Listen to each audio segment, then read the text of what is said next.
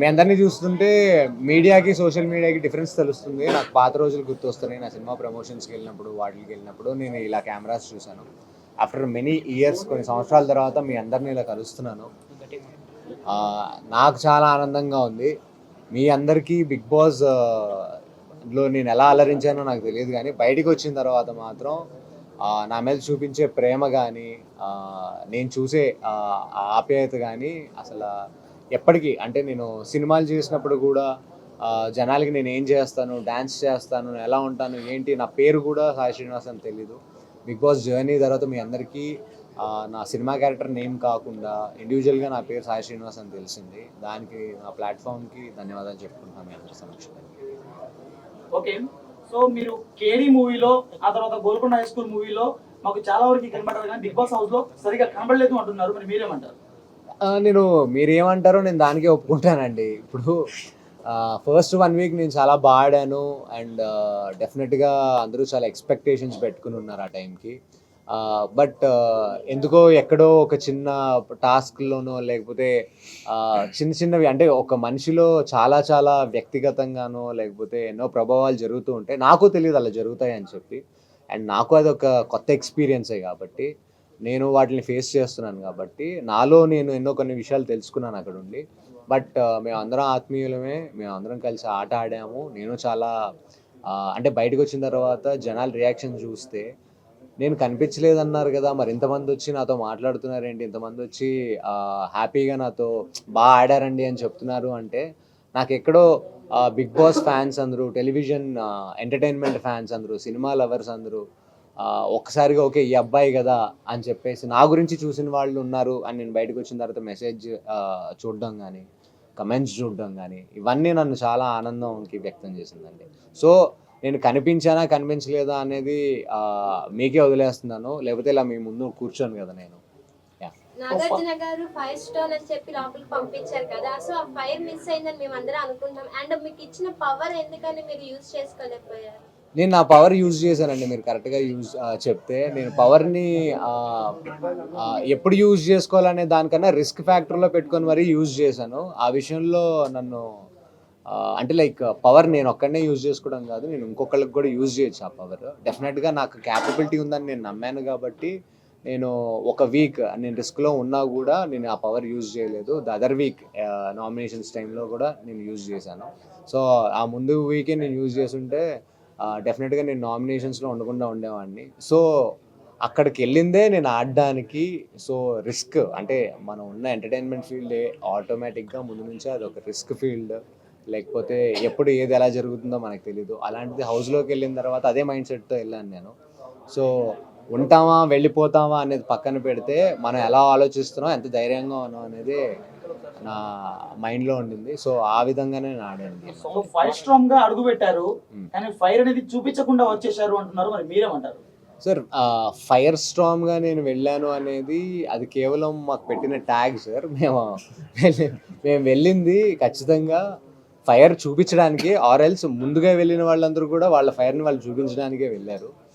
వెళ్ళిన తర్వాత మా ఆట తీరు కానీ మేము కానీ గ్రూప్ గేమ్స్ అయి ఉండాలి. సో నేను ఒక్కడనే వెళ్ళి ఆడితే సరిపోదు, ఎందుకనంటే అక్కడున్న టాస్కులు కానీ అక్కడున్న కొన్ని మీకు తెలిసే ఉంటాయి. బయట మనం ఒక్కళ్ళమే సపోర్టివ్గా ఎంతో ముందుకెళ్ళలేము. సో అందరూ మనకు తోడు ఉండాలి. మన ఇంట్లో వాళ్ళ సపోర్ట్ ఎలా ఉంటుందో, మా స్నేహితుల సపోర్ట్ ఎలా ఉంటుందో, అలానే హౌస్లో కూడా కొన్ని రిలేషన్స్ కానీ కొన్ని ఎక్స్‌ఫ్యాక్టర్స్ కానీ ఉంటాయి.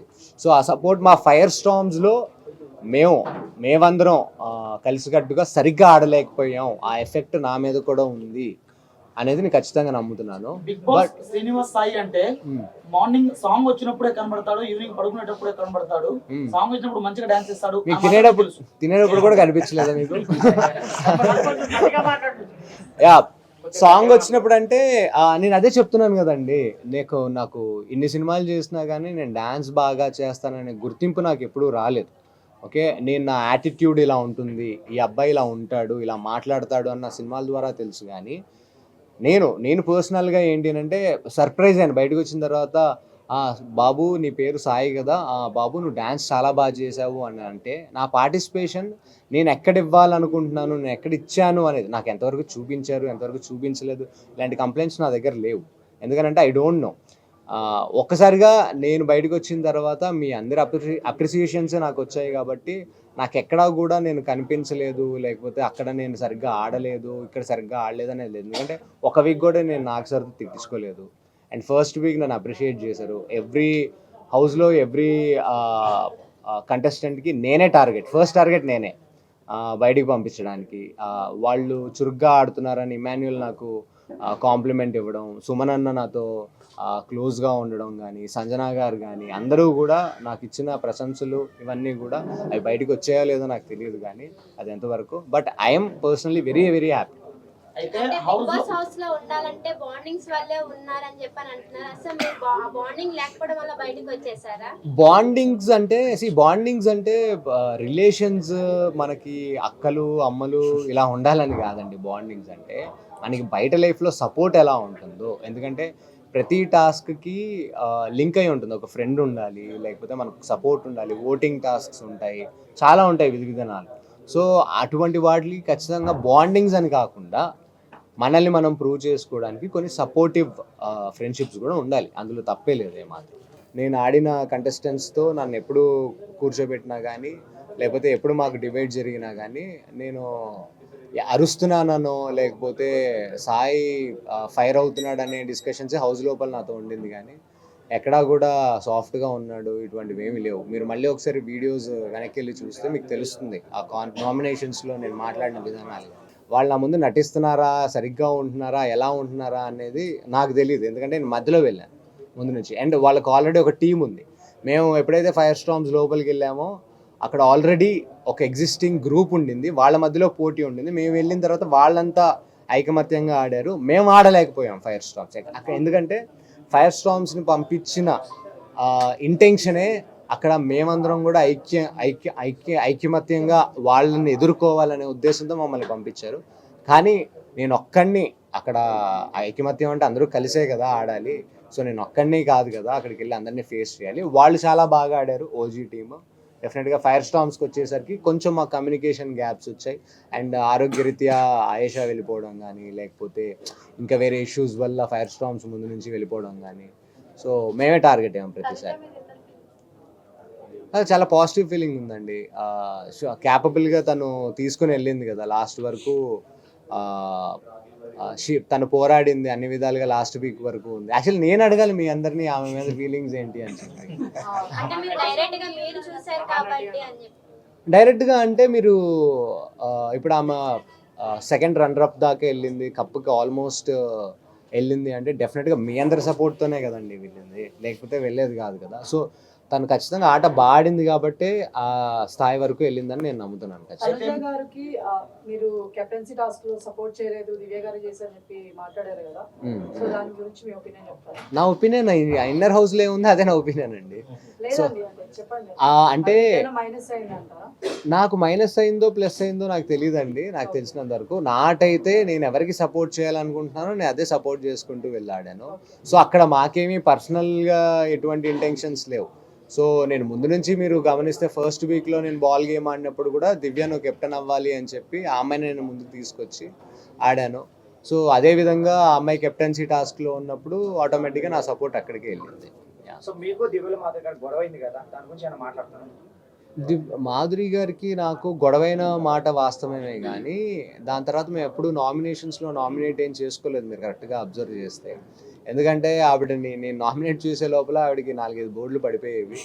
సో ఆవిడ వ్యక్తిగతంగా మీ ముందు ఎలా ప్రొజెక్ట్ అయ్యారో నాకు తెలియదు కానీ, లేకపోతే నా గురించి ఆవిడ హౌస్లో మాట్లాడినవి నేను బయటకు వచ్చాక నేను చూశాను. కానీ నాకు ఆవిడ మీద వ్యక్తిగతంగా ఎటువంటివి లేవు.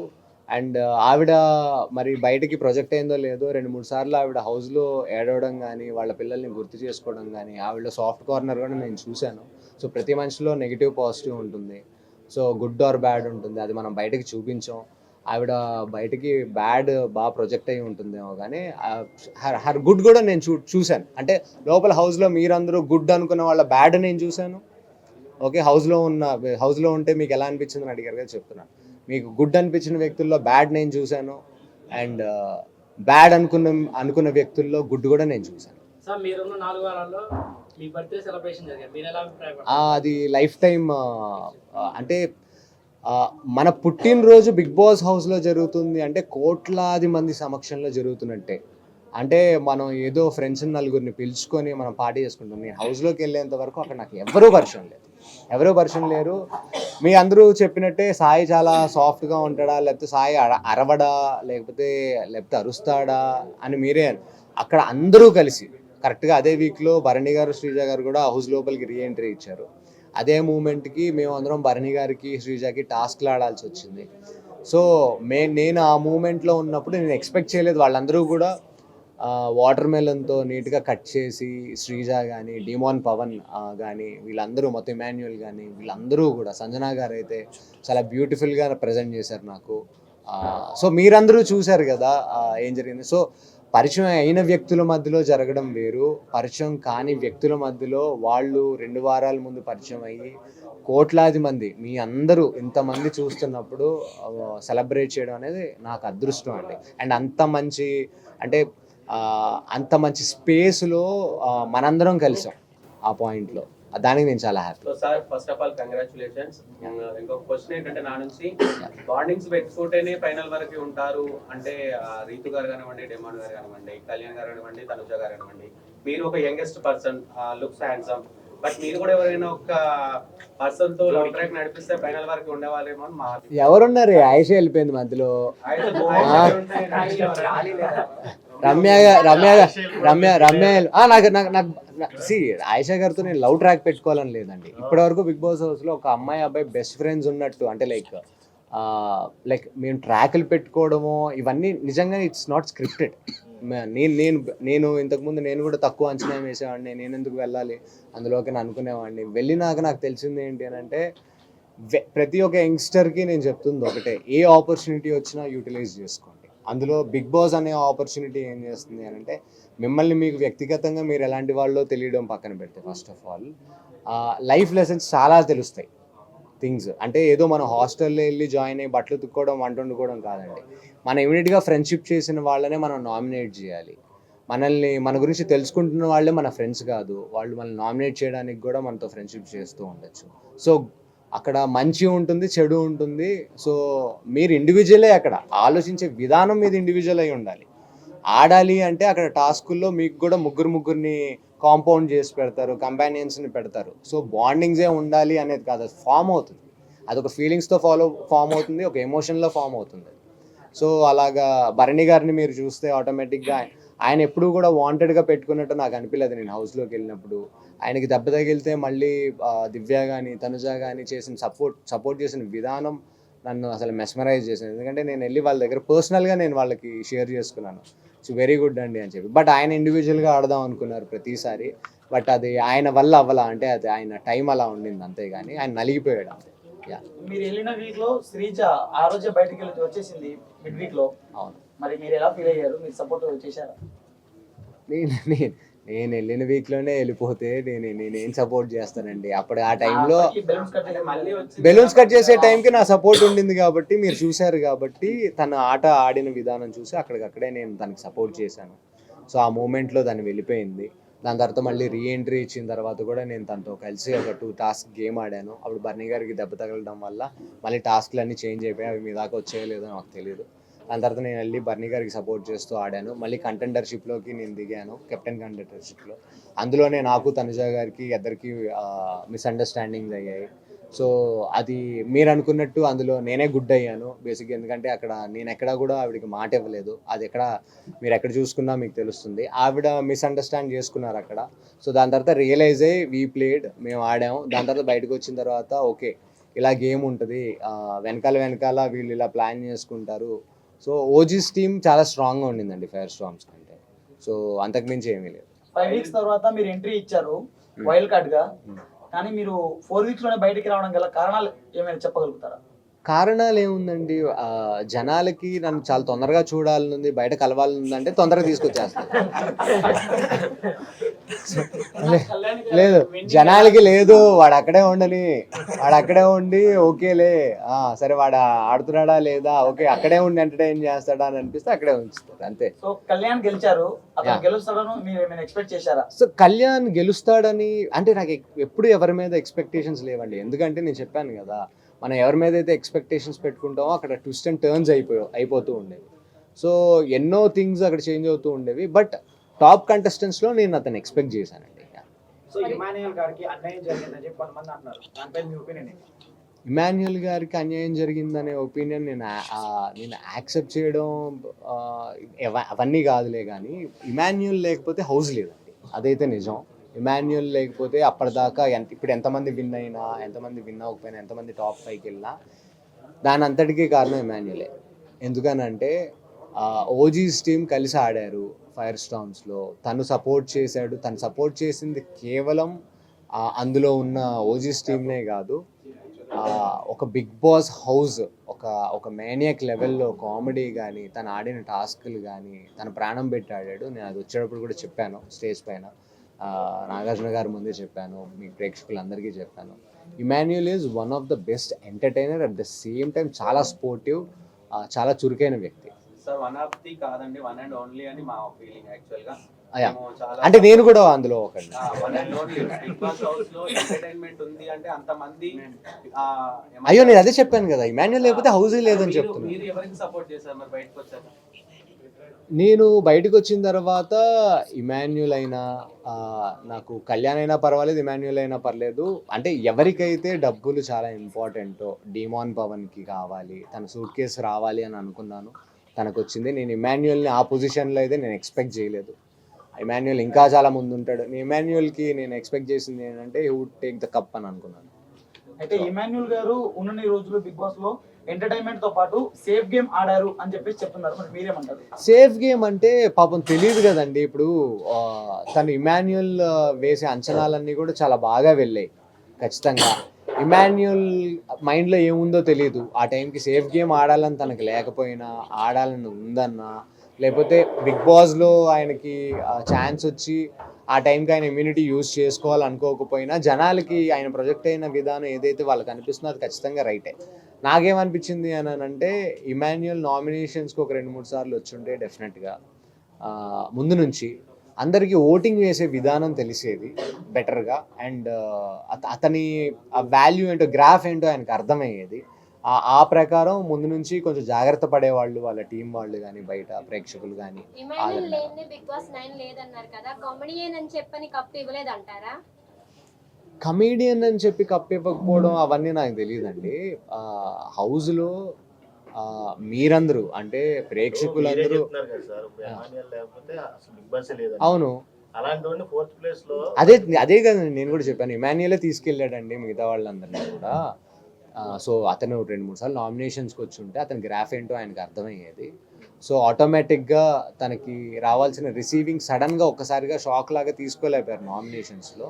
సో ముందు నుంచి కళ్యాణ్ నామినేషన్స్లో ఉన్నారు, తనుజ గారు నామినేషన్స్లో ఉన్నారు, అందరూ పవన్ నామినేషన్స్లో ఉన్నాడు, అందరూ నామినేషన్స్లో ఉన్నారు. అలాంటప్పుడు డిమాన్ పవన్ కూడా లాస్ట్ 2 వీక్స్ చాలా బాగా ఆడాడు కదా. రీతు బయటికి వెళ్ళిపోయిన తర్వాత తను కూడా ఫన్ కానీ అవన్నీ చాలా బాగా చేశాడు కదా. అరే ఈ అబ్బాయిలో ఇంత చక్కటి స్మైల్ ఉందా, ఇలా హ్యాపీగా ఉంటుంది. ఇమాన్యుయలే చెప్పాడు కదా మీ అందరి గారు, ఇంత నవ్విస్తున్నావు ఏంట్రా నువ్వు అని చెప్పి.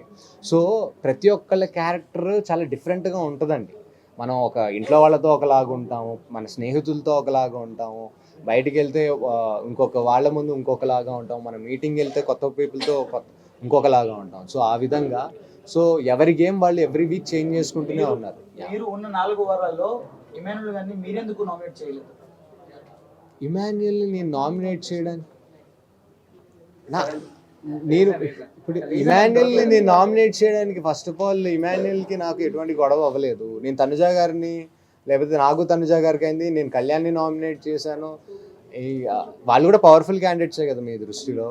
సో జనరల్ గా డెమాన్ పవర్ గురించి మాట్లాడారు కాబట్టి తీసుకున్నాము. డెమాన్ పవన్ గారు రీతు గారు ఉన్నంతసేపు గేమ్ ఆడలేదు, ఎప్పుడైతే బయటకు వచ్చారో గేమ్ ఆడారని మీరే చెప్పారు.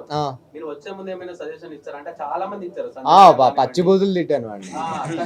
మరి గేమ్ మీద ఫోకస్ చేయలేకపోయాడు. అది వాడిష్టం కదా, మనం ఎంతైనా కొడతాం, వాడు సరిగ్గా చేయకపోతే అంటుంది కదా, తను ఎందుకు తనని తను. అది మీరు ఆయన్నే అడగాలండి. మీరు అదే నేను చూడడం వరకే. ఇప్పుడు అరే నువ్వు ఆడరా గేమ్, ఇలా ఆడు అలా ఆడు అంటే డెఫినెట్గా తను సపోర్ట్ చేస్తున్న విధానం, అంటే ఆ అమ్మాయిని వెనకేసుకొచ్చిన విధానం అయినా కానీ ఎక్కడా కూడా నాకు అది రాంగ్ అనిపించలేదు. ఎందుకంటే కూడా అంతే అంటున్నాము. ఆ. రీతు గారితో బాండింగ్ బాగుంది, కానీ మీరందరూ అతను చాలా జెన్యూన్ అండ్ ట్రాన్స్పరెంట్ పర్సన్ అండి. మీరందరూ రీతుతో ఉన్నందుకే తనకి ఛాన్సెస్ ఇవ్వలేదని చెప్పేసి మా ఒక మేమందరం రీతుతో ఉన్నాం. అదే అందులో ఉన్న కంటెస్టెంట్స్ అంతా ఎప్పుడైతే డిమాండ్ పవన్ రీతుతో ఉంటున్నాడో మనం ఇంకా ఇతనికి గేమ్స్ లో ఛాన్స్ ఇవ్వకూడదు, ఇతను చాలా వర్క్ఫుల్ క్యాండిడేట్ అని చెప్పేసి మిగతా నాకే ఛాన్స్ ఇవ్వలేదు, ఇంకా డిమాండ్ పవన్ గేమ్ ఇస్తారండి. నేను డిమాండ్ పవన్ కలిసి టెడ్డీ గేమ్ ఆడాం. ఇంకా హౌస్లో నేను నామినేషన్ అయ్యి బయటకు వచ్చే ముందు ఆ నామినేషన్స్లోనే నేను నా అంతటా నేను లాస్ట్ నామినేషన్ నేనే. మీరు చూస్తే కళ్యాణ్ అయ్యాడు, అందరూ అవుతున్నారు. ఫైర్ స్టామ్ నుంచి నన్నే టార్గెట్ చేసి లాస్ట్కి తీసుకొచ్చి నామినేషన్స్లో పెట్టింది నేను. అప్పటికి నిఖిల్ గౌరవ్ కూడా దొరకలేదు వాళ్ళకి. సో ఆ టైంకి ఇమాన్యుల్ వచ్చి ఎంచుకొని ఎందుకంటే ఆ గేమ్లో ఎవరి టెడ్డీ గేమ్ ఎవరి బొమ్మ వాళ్ళు తెచ్చుకోకూడదు, ఎవరైనా స్ట్రాంగ్ పర్సనల్. అలాంటిది డిమాండ్ పవన్ లాంటి వాడు వచ్చి నేను నీ బొమ్మ తీసుకొస్తాను, నువ్వు నా బొమ్మ తీసుకొస్తావు అని నన్ను అడిగాడు. అక్కడే నాకు నేను చాలా స్ట్రాంగ్ కంటెస్టెంట్ అనే ఫీలింగ్ నాకు వచ్చింది. నేను కూడా మీ నుంచి చాలా ఎక్స్పెక్ట్ చేశామండి. యా. ఎలాగానే వైల్డ్ కార్డ్స్ అంటే చాలా వైల్డ్ గా ఉంటారు, వీళ్ళకి నచ్చ చూపిస్తారు అనుకున్నాము. కానీ మీరందరూ అట్లీస్ట్ ఒక్కరున్న ఫైనల్ వరకు ఉంటే మేము హ్యాపీగా ఫీల్ అయ్యేవాళ్ళం. అవునండి, డెఫినెట్గా అట్లీస్ట్ ఒక్కరినైనా ఉండుంటే బాగుండేది. అది నేను అవుతాను ఆర్ఎల్స్ ఇంకెవరైనా ఉన్నా కూడా బాగుండేది అని నేను కూడా అనుకున్నాను. బట్ చెప్పాను కదండి, ఫైర్ స్టామ్స్ అని అంటున్నారు. ఫైర్ స్టామ్ కాదు, ఫైర్ స్టామ్స్ అంటే 6 కలిసి ఆడితేనే ఎవరో ఒకళ్ళైనా ఉండగలుగుతాం. సో యూనిటీ ఖచ్చితంగా ఉండాలి సార్. యూనిటీ లేకపోతే సుమన్ శెట్టి గారు గేమ్ మీద మీ ఒపీనియన్ ఏంటి? సుమన్ శెట్టి గారు హౌస్లో ఉన్న సడన్ ఫైర్ అండి. ఆయన ఎప్పుడు ఫైర్ చూపిస్తారు ఏంటి అంటే ఆయన మాట్లాడిన పాయింట్స్ అన్నీ కూడా చాలా వ్యాలిడ్గా ఉండేవి, స్ట్రైట్గా. అండ్ ఆయనతో గొడవ పడిన వ్యక్తులకి ఆయన సడన్గా ఇచ్చే సమాధానం కానీ, ఆయన సైలెంట్గా ఉండి అరే ఇంట్లో ఎంత మ్యాటర్ ఉందా అనే ఫీలింగ్ ఉంటుంది చూసారా, అది ఇంకా ఇంపాక్ట్ఫుల్గా ఉండేది అనమాట. ఈజ్ ఇన్స్పైరింగ్ పర్సనాలిటీ, చాలా మంచోడు అండి, చాలా అమాయకుడు. సో ఒక డిస్కషన్ లో మీరు అందరిని నేను అబ్జర్వ్ చేస్తున్నాను, అందరు ఎట్లా ఉంటారో వాళ్ళ బిహేవ్ ఏంటని అబ్జర్వ్ చేస్తున్నా అని చెప్పని అన్నారు. మీరు అబ్జర్వ్ చేసే టైంలో ఇంకా బయటకు వచ్చేసారేమో అని చెప్పని అందరూ అనుకుంటున్నారు. అలా అనుకుంటే చాలా చాలా హ్యాపీ అండి. అంటే నేను ఇప్పుడు అక్కడ టైం ఇప్పుడు నాకు సార్ కూడా వచ్చి నాకు చెప్పింది ఏంటంటే టైం అయిపోతుంది, గేమ్ ఆడు అనే టైంకి అవన్నీ నాకంటే కూడా మిగతా ఓజీ టీంకి హింట్లు ఎక్కువైపోయాయని నా అభిప్రాయం. ఎందుకంటే ఓకే, సాయి గేమ్ స్టార్ట్ చేసే లోపల వాడు రియలైజ్ అయ్యే లోపల వాడిని బయటికి పంపించాలి. ఎందుకనంటే వాళ్ళకి నేను ఫస్ట్ వీక్ ఎప్పుడైతే నేను బాల్ గేమ్ ఆడి మీ అందరికీ నేను ఎలా ఎక్స్పెక్టేషన్స్ని హై చేశానో అదేవిధంగా వాళ్ళకు కూడా నేను అదే హై చేశాను. వాళ్ళ టార్గెట్ అంతా ఆ టైంకి నిఖిల్ గౌరవం మీద లేదు, నాపైనే ఉండింది. ఎందుకంటే సాయి మాట్లాడగలుగుతున్నాడు, సాయి తెలుగు చాలా బాగా మాట్లాడుతున్నాడు, సాయి నామినేషన్స్లో పాయింట్స్ మాట్లాడుతున్నాడు, సో క్లియర్గా ఉన్నాడు అనే థింగ్స్ వాళ్ళకి క్లారిటీ ఉంది. సో ఎప్పుడు కూడా నేను వాళ్ళకి టార్గెట్గా ఉన్నాను. అట్ ద సేమ్ టైం నేను చెప్తున్నాను కదా, అక్కడ మనం పంచుకునే ప్రతి విషయం అది మనం నామినేట్ కూడా చేయొచ్చు, ఫ్రెండ్షిప్స్ బాండింగ్సే కాకుండా. కళ్యాణ్ తనుజ గారి యొక్క దాని మీద వాళ్ళది చాలా మంచి ఫ్రెండ్షిప్ అండి లోపల. అంటే జనాలందరికీ క్యూరియాసిటీ అది ఒకటే ఉంది ఇప్పుడు బయట. బిగ్ బాస్ అనగానే గుర్తుకొచ్చేది తనుజ కళ్యాణ్ గారి యొక్క హై సైట్ ఒకటే కనిపిస్తుంది. కళ్యాణ్ అంటే కూడా తనుజ వల్లే అంటారు చాలా మంది. అది చెప్పాడా అండి కళ్యాణ్ స్టేజ్ పైన తనుజ వల్లే గెలిచాను అని చెప్పి? తనుజ కూడా one of the part అని చెప్పారు. మరి అలాంటప్పుడు మరి ఆమె కూడా వన్ ఆఫ్ ద పార్టే కదండి. ఇంకా సో బీపీ జోడీలో మీరు పార్టిసిపేట్ చేస్తున్నారు కదా, అవునండి. సో అక్కడైతే కప్పు తీసుకొస్తారంటారా? ఎక్స్పెక్ట్ చేసా మేము. ఏమండి, నేను జోడీకి వెళ్ళి నీట్గా మీతో తిట్టించుకోకుండా అరే ఈ అబ్బాయి చాలా చక్కగా ఆడుతున్నాడు, ఈ అబ్బాయికి మంచి ఫ్యూచర్ ఉంది అని మీ ఇంట్లో వాళ్ళు ఆ అబ్బాయి అంటే నాకు ఇష్టం అని ఎవరో ఒకళ్ళు చెప్పినా నేను దేవుడికి దండం పెట్టుకుని అదే నాకు పెద్ద కప్పు. అక్కడికి వెళ్ళి నా కాలో వేలో ఇరకొట్టు నాకు ఇంకా 34 కెరీర్ ఉంది. ఓకే, మీ అందరి లవ్ అండ్ ఎఫెక్షన్ కావాలి, మళ్ళీ మళ్ళీ మన అందరం కలవాలి. సో నా వీలైనంత కృషి పట్టుదల నేను చూపిస్తాను.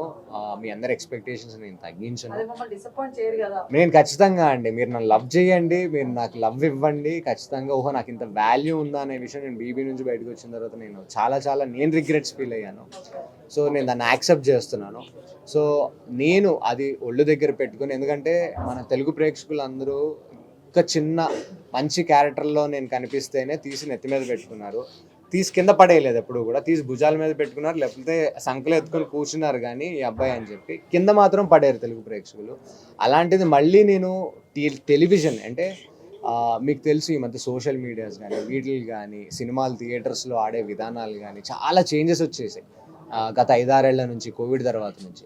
సో నేను ప్రేక్షకులకి కనిపించాలి, ప్రతి మూమెంట్లో నేను మీకు దగ్గర అవ్వాలి, మీడియా వాళ్ళందరితో మాట్లాడాలి, సో మీ అందరి ఇన్పుట్స్ నేను తీసుకోవాలి, నాలో ఏమన్నా బ్యాడ్ ఉంటే సరి చేసుకోవాలి, ఇదే నా పద్ధతి అండి. బీబీ జోడీలో నేను కప్పు తీసుకొస్తానా లేదా అని నాకు తెలియదు, కానీ చివరి వరకు పోరాడతాను. అండ్ బీబీ జోడీ టీంకి కూడా నా మీద చాలా నమ్మకం ఉంది. సో దాన్ని మాత్రమే నేను తగ్గించుకోను. సో నాకు తెలుసు వరల్డ్ కప్లో క్రికెట్లో కప్పు తీసుకురాబోతేనే మన ఫేవరెట్స్ మెగా స్పోర్ట్స్ మెన్స్నే పచ్చిబూతులు తిట్టేస్తూ ఉంటాం మనం. సో అలాంటిది నేను అసలు ఒక లెక్క కాదు. సో నేను బ్యాడ్ కమెంట్స్ పట్టించుకోవట్లేదు, కేవలం గుడ్డుని మాత్రమే తీసుకుని అది మీరు అందరూ ఇచ్చే బ్లెస్సింగ్స్ లాగా తీసుకొని, నా తల్లిదండ్రులు నన్ను కష్టపడి పెంచి మీ అందరి ముందుకి ఇంత ఎంకరేజ్ చేసి తీసుకొచ్చిన తర్వాత మీ అందరే నాకు ఆ లవ్ అండ్ ఎఫెక్షన్ ఇస్తున్నారు. సో నేను దాన్ని కొనసాగించే విధంగా నేను కష్టపడి పనిచేస్తాను. Hi sir. Hi hi.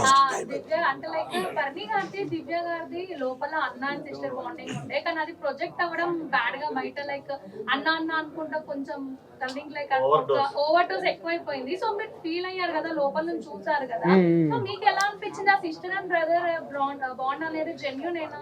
Yeah C దివ్య గారికి కానీ బర్నీ గారికి కానీ బాండింగ్ చాలా లైక్ ట్రాన్స్పరెంట్గా ఉండేదండి. ఎందుకంటే మనం ఒపీనియన్స్ ఏమన్నా తీసుకోవచ్చు, కానీ బాండింగ్స్ వల్ల వాళ్ళ ఇండివిజువల్ గేమ్స్ మీద ఎఫెక్ట్ అవ్వకూడదు, ఎందుకంటే కప్ ఒక్కళ్ళే తీసుకెళ్ళాలి కాబట్టి.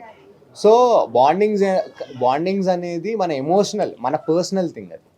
సో అది ఆ గేమ్ మీద ఏమైనా ఎఫెక్ట్ పడుతుందా లేదా అని చూసుకొని, సో ఎమోషనల్ అవ్వకుండా మన గేమ్ మనం ఆడి ఎంత ముందుకు వెళ్తున్నాం అనేది, ఎందుకంటే మన ఎమోషన్స్ మన లైఫ్లో వీక్నెస్లో అవ్వకూడదు.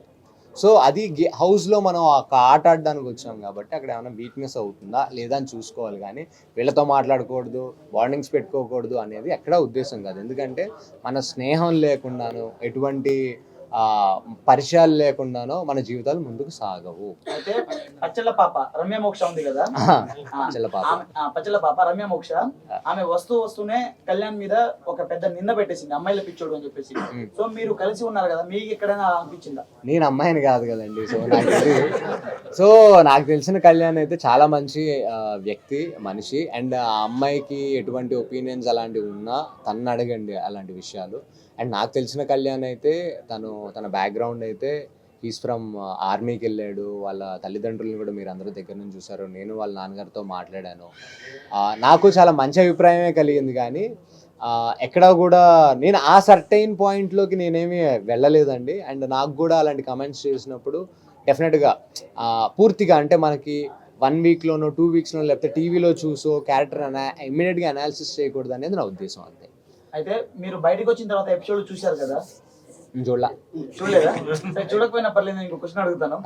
కానీ కళ్యాణ్ కి వాళ్ళ నాన్న అంటే వాళ్ళ ఫ్యామిలీ వచ్చిన తర్వాతనే హైప్ ఎక్కువగా వచ్చింది అని చెప్పేసి బయట టాక్.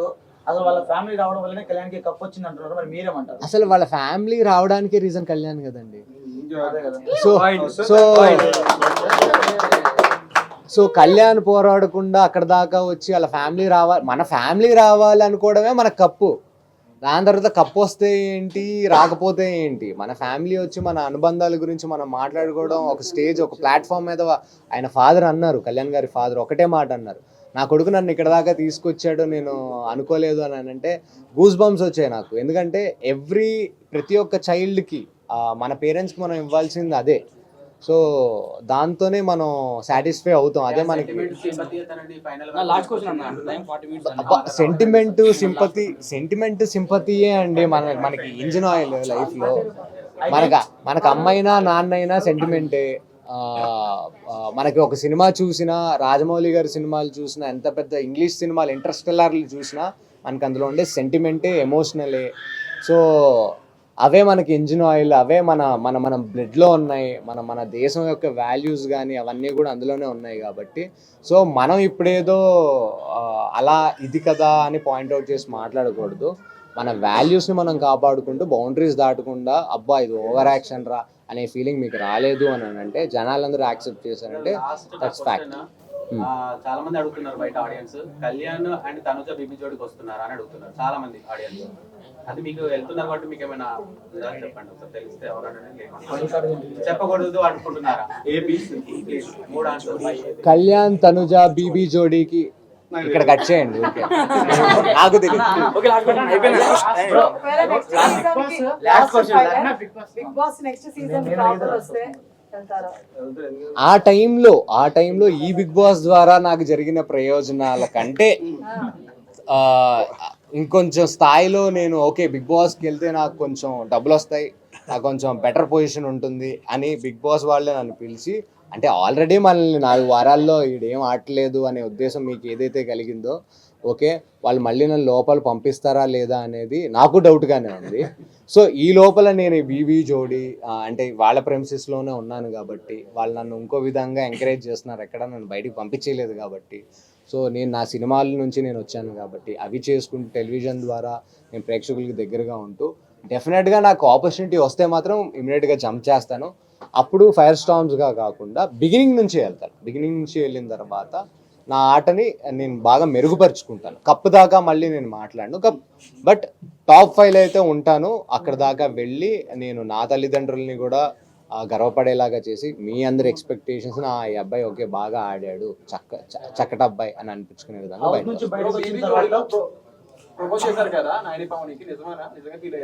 మీరేం ఫీల్ అయ్యారు? నేను ఫీల్ అయింది నిజమని మీకు అనిపిస్తే ప్రతి ఒక్క అమ్మాయి నేను అక్కడ ప్రపోజ్ చేసినప్పుడు చెప్పినవి కూడా మీరు వినుంటే నేను చాలా హ్యాపీగా ఫీల్ అవుతాను.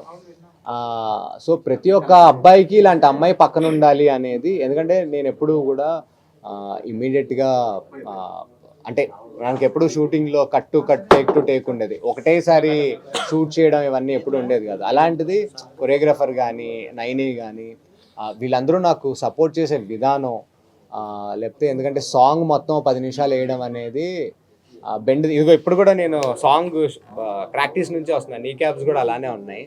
సో నేను చెప్తున్నాను, సో చాలా కష్టం ఉంటుందండి ఒక షూటింగ్లో, డెఫినెట్గా తక్కువ ఉండదు. సో అందులో మనకి చాలా వాల్యూస్ ఉన్న ఫ్రెండ్షిప్స్ దొరుకుతాయి, వాటిని రెస్పెక్ట్ చేయాలి. సో ఆ రెస్పెక్టే నేను తనకు చూపించాను. సో డెఫినెట్గా ఆ రెస్పెక్ట్ని ఇంకా మెరుగుపరుచుకోవడానికి నేను ట్రై చేస్తాను. బిగ్ బాస్ అనేది జెన్యూనా కాదా? బిగ్ బాస్ అనేది జెన్యూన్, కౌంట్ చేస్తారా చేయరా? అది నాకు మీరు బయట ఉండి చెప్పాలి. నాకు బిగ్ బాస్ నాకు లోపలికి వెళ్ళి అక్కడ స్క్రిప్టెడ్ కాదు, అక్కడ చాలా జెన్యూన్, ఎవడు బాధ ఆడు పడాలి. అందరికీ చూసే ప్రేక్షకులందరికీ, మీ ఛానల్స్ చూసే ప్రేక్షకులందరికీ ఓకే, అందరికీ నూతన సంవత్సర శుభాకాంక్షలు. ఉగాదిది అయితే ఉగాది చేసుకోండి, ఈ న్యూ ఇయర్ అయితే న్యూ ఇయర్ చేసుకోండి. వచ్చే సంక్రాంతికి అందరూ ఊర్లకి జాగ్రత్తగా వెళ్ళి చక్కగా ఈ మహాశివరాత్రిని వాటిని అన్నింటినీ చాలా చక్కగా సెలబ్రేట్ చేసుకుని జాగ్రత్తగా మళ్ళీ హైదరాబాద్కి వచ్చేసి ఉన్న ఊళ్ళల్లో పందాలు అవన్నీ గట్టిగా వేసేసుకుని ఎంజాయ్ చేసేసి ఓకే, డబ్బులు పోగొట్టుకుంటారో లేదో నాకు తెలియదు కానీ బాగా తినండి, ఆరోగ్యకరంగా ఉండండి, ఫ్యామిలీస్ని ఇబ్బంది పెట్టుకోవద్దు డబ్బులు పోగొట్టుకొని. So please youngsters, please take care of hit TV app. ఇందులో short news, live news, entertainment shows, movies, digital magazines తో పాటు మీ జిల్లా వార్తలను కూడా ఫ్రీగా చూడొచ్చు. ఇంకెందుకు ఆలస్యం, వెంటనే హిట్ టీవీ యాప్ ని డౌన్లోడ్ చేసుకుని ఫ్రీగా ఎంటర్టైన్మెంట్ పొందండి. Hit TV app. Hit TV app. Please download hit TV app. Hit TV app ని ఫ్రీగా డౌన్లోడ్ చేసుకుని ఎంజాయ్ చేయండి. మీకు నచ్చిన ఎంటర్టైన్మెంట్ కోసం హిట్ టీవీ యాప్ ని ఫ్రీగా డౌన్లోడ్ చేసుకుని ఎంజాయ్ చేయండి. హిట్ టీవీ యాప్ ని డౌన్లోడ్ చేసుకుని ఆస్వాదించండి, ఆశీర్వదించండి. ఇంతమంది సెలబ్రిటీలు హిట్ టీవీ యాప్ ని డౌన్లోడ్ చేసుకోండి అని చెప్తున్నారంటే ఎంత మంచి యాప్ ఆలోచించండి. అమెరికా అమెరికా అమెరికా అమెరికాలో చదవాలనుకునే వాళ్ళకి విశ్వసనీయమైన పేరు మన శౌర్య కన్సల్టెన్సీ. యూకేలో 1 year మాస్టర్స్, యూకేలో 1 year masters, 2 years work permit up to 5 years visa. Contact Shaurya consultancy. Contact 89851 89851.